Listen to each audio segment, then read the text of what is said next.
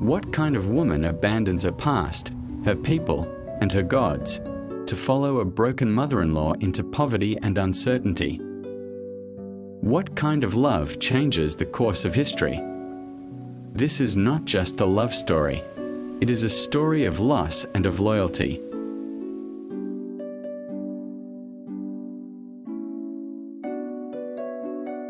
It began in the days when Israel had no king, when everyone did what was right in their own eyes and were cautioned by judges. A famine swept through the land.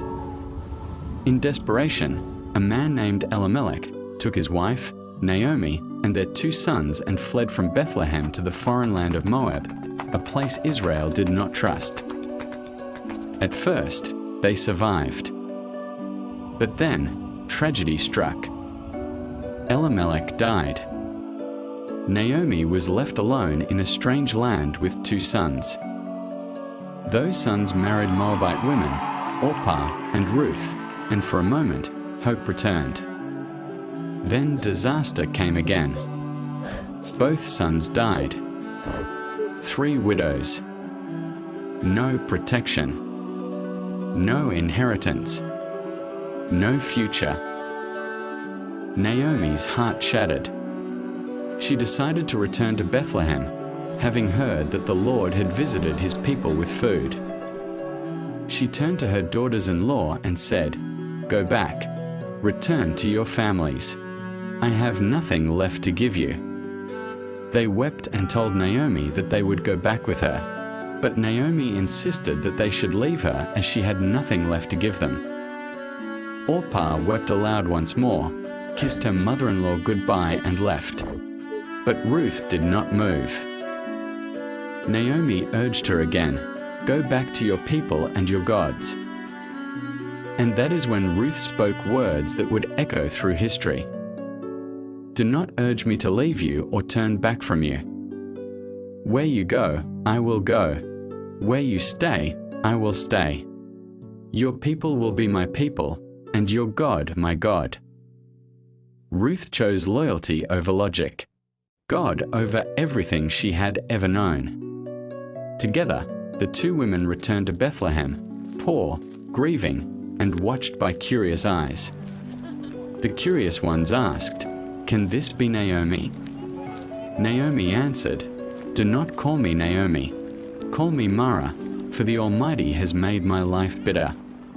She could not yet see what God was doing.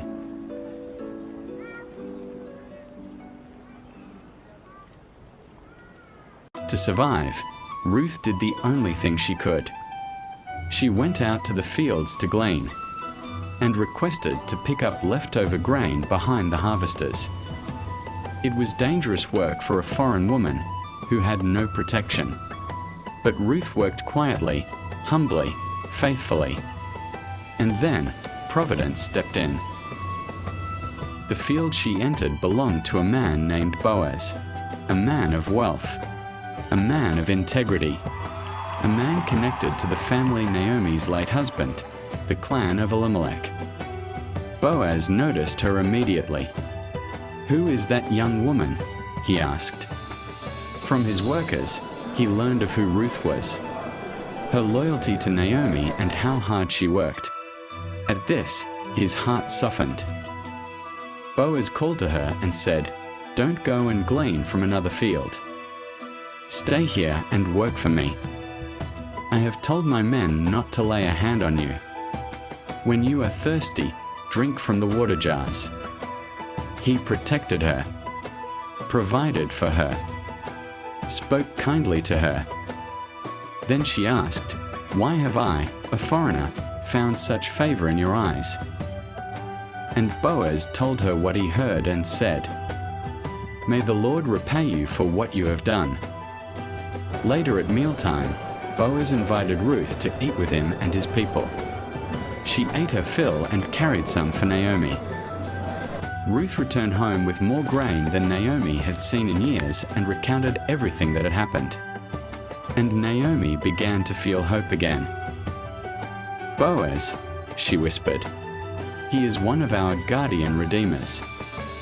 A guardian redeemer is a close male relative in the Old Testament, whose duty was to protect, restore, and rescue a family member who had fallen into trouble.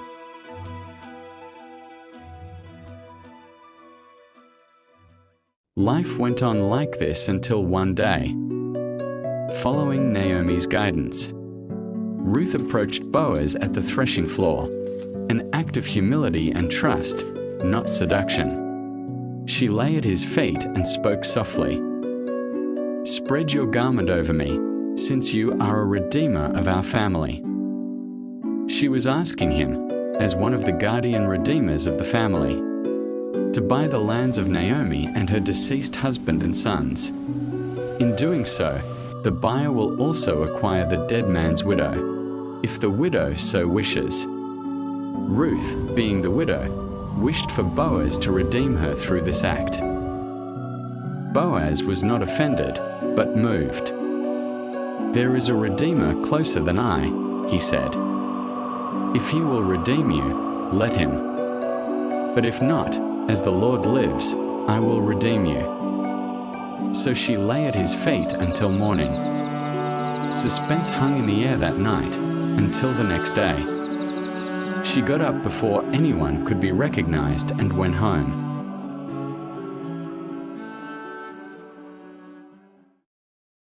At the city gate, Boaz presented the matter before the elders.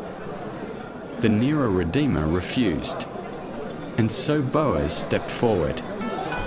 He redeemed Ruth, married her, and restored Naomi's family line. The foreign widow became a wife. The woman who chose loyalty was chosen by God. Ruth gave birth to a son named Obed. Naomi held the child and wept, not in bitterness, but in joy. The women of Bethlehem rejoiced. "Praise be to the Lord, who has not left you without a redeemer." And here is the part that takes your breath away. Obed became the father of Jesse. Jesse became the father of David. And from David's line would come Jesus Christ, the Savior of the world. A Moabite woman, once an outsider, was written into the lineage of the Messiah. Ruth refused to walk away, and God honors faithfulness. Sometimes the greatest miracles are born out of quiet obedience. This was Ruth, a woman of loyalty, of courage, and a woman God used to change history.